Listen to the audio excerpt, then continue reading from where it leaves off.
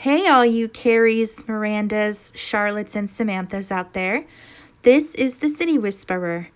And in today's video, I am going to be going over one of the filming locations in And Just Like That, Season 1, Episode 7, entitled Sex and the Widow. In this episode, we see Carrie going on her first post-big date. We see her arrive at a restaurant called Au Cheval, which is at 33 Cortlandt Alley between Walker and White Streets in New York City's famous Tribeca neighborhood. More specifically, this restaurant is in Tribeca, which is between Tribeca and Chinatown. And if you're anything like me and are wondering if she ever went to this restaurant with Big, I'm going to tell you that she probably didn't, because first of all, they're fictional characters. Second of all, she can't even make it through opening a box of his records in her storage unit. Why would she be able to go to a restaurant for a first date that she's been to with her late husband? Not to mention, this restaurant did not open until early March of 2019, which was after Big's open heart surgery, so I'm sure his doctor would have advised him not to eat too much red meat, and Au Cheval has been described as a meaty retrograde misfire, an excellent place to eat too much meat and drink too much whiskey, and as having a grill that has a carpet of meat so thick that a cat could walk across the grill and not burn their feet. I don't really know why a kitchen would have a cat in it. Maybe it's the equivalent of a bodega cat, a diner cat. It is in an alley in New York City, so really anything is possible. Maybe this cat walking across the grill is the sous chef, a la Ratatouille. Catatouille! Side note, does anybody else think Alfredo Linguini and Brady are twins separated at birth? Just me? Okay. I'm also kind of curious as to who suggested they meet at Au Cheval.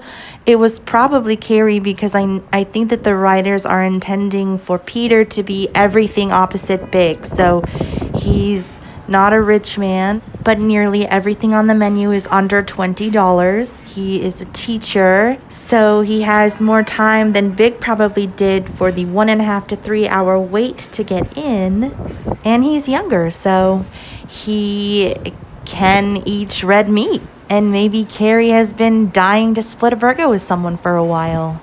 It just wouldn't have been my first choice for a first date, because I would want the only weird feeling in my tummy to be butterflies. And it seems more meat sweats than meat cute.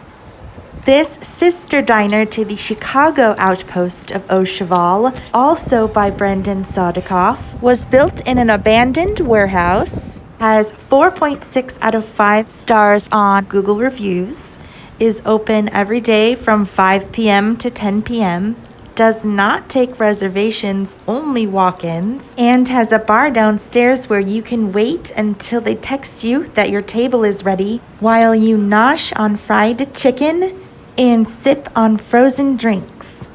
If you decide not to wait for your table at Au Cheval at the downstairs bar, you can hang out in the alley and enjoy the nice street art, and maybe gauge whether or not your date has a sense of humor by making fun of said street art, and also seeing who can come up with the best joke about why there is seemingly always a white van hanging out in the alley in front of Au Cheval.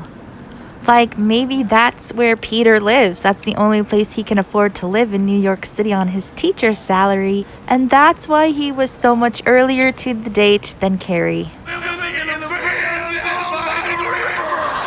If you happen to not live in a van in front of Au Cheval, you can get to this restaurant by taking the 4, 6, NWQ, R, J, or Z trains to Canal Street, or hop on the M55 bus.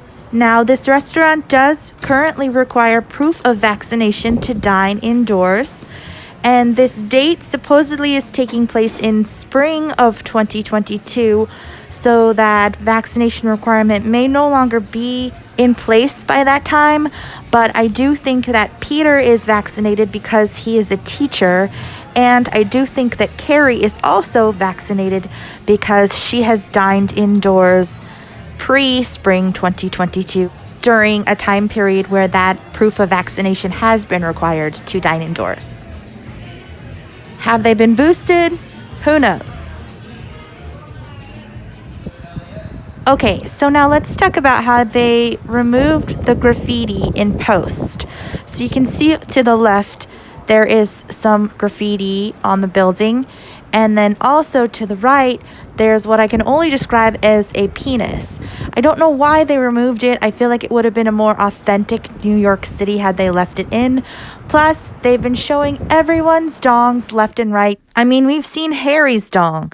Just leave the graffiti dong in the shot. I do think they made that white van move during the shot, but they could have also just edited that out as well. And now let's talk about the food. I mean, what could this restaurant possibly serve that could make their vomit look like that? Well, their burger, for one. This restaurant is famous for it. Some people say it's the best burger in America. It has been deemed the Instagram burger. The single has 2 juicy patties, where the double has 3, that are served on a fluffy brioche bun with thick, peppery slabs of bacon, mayonnaise, melted cheese, and pickles, and you can even add a runny fried egg to that. In fact, while au cheval means on horseback in French, if something is described as au cheval on a menu, it just means that it comes with a fried egg on top.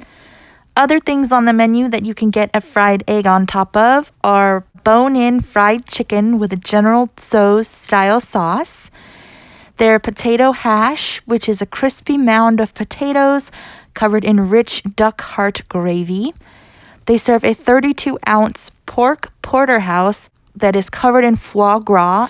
You can get house-made fried bologna sandwich covered in cheese and mayo. You can even get roasted marrow bones with a French toast-like side of bread that comes with beef cheek marmalade.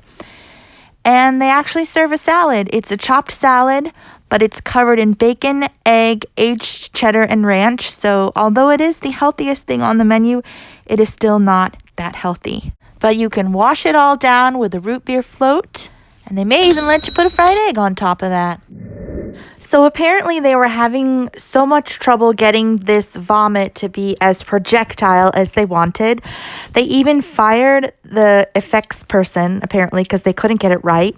And what they ended up doing is just Sarah Jessica Parker put it in her mouth and spit it out exactly the way Michael Patrick King wanted it. So that makes me wonder if Sarah Jessica Parker either currently does vomit her food up now, or did as a teenager and a young 20-something. Did she swallow it and just make herself throw it up, like with the strength of diaphragm and throat muscles?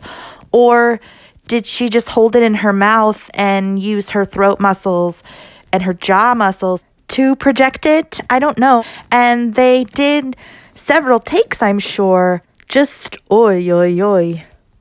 She's multi-talented. She does her own stunts.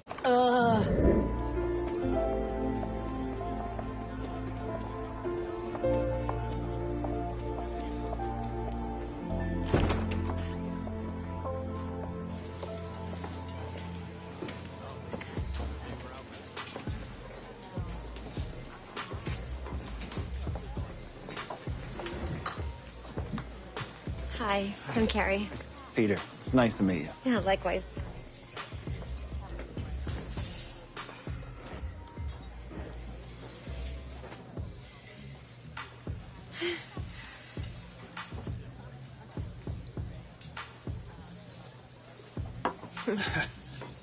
So, I have to admit, this is my first date since my wife died. Really? Yeah, me too. Oh, okay. How did your husband die, if you don't mind me asking?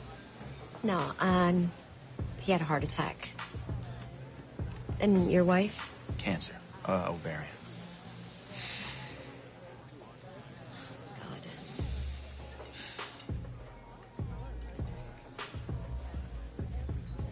I think we're gonna need some drinks. Yeah. Yes.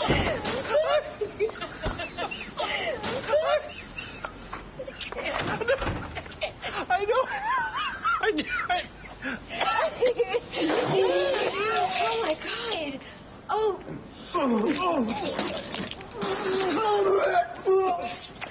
Oh my God, I'm sorry. Carrie and Peter didn't go on their second date in episode 8, so it looks like it's going to be in episode 9. I am so excited about your date with the teacher. It is not a date. It is a do-over. Let's take the romance out of it. I think you just did. But in the promo for episode 9, they're wearing different outfits than we saw them wearing in a paparazzi shot. Which makes me wonder, do they go on a third date? Did they go on a second date, poop themselves in front of each other, have to change, then continue the second date? Are they going to recycle the plot line for Charlotte in Sex and the City Season 2, Episode 5, 4 Women in a Funeral, where Charlotte dates someone who is pretending to be a widower just to get women to sleep with him?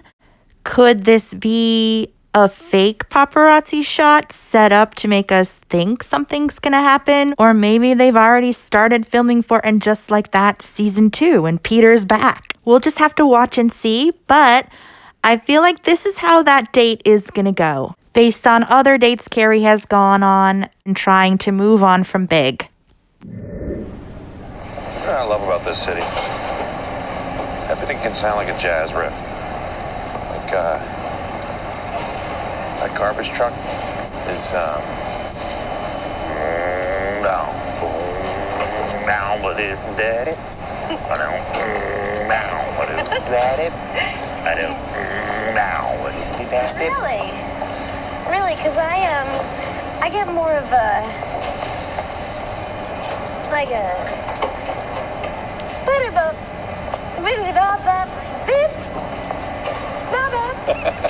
I don't know. You really don't know jazz, do you? Hey, I just scattered on my first date, man. Give me some credit. Down, but it's daddy. I don't, This is You know what you are? You're,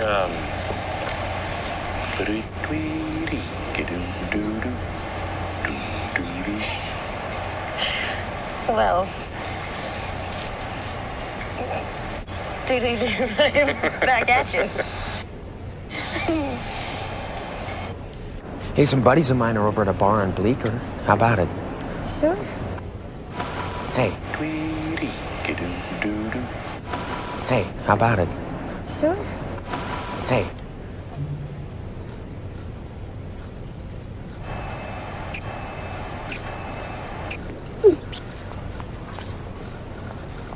I'm sorry. I'm It's really okay, embarrassed. it's okay, you're okay. You're okay. Some buddies of mine are over at a bar on Bleecker.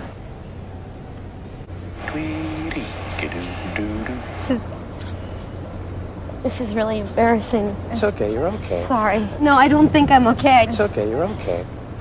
I'm really sorry. It's not you. I just cried in your mouth. I can't, Hey. I'm not ready. No. Hey. I'm gonna go. Don't pay any more attention to me, all right? Just go. Please just go to that bar thing and I'm just gonna get a cab, all right? Just please, will you just go? All right, then I'll go. Carrie? Carrie? You never want to let me in. You broke my heart!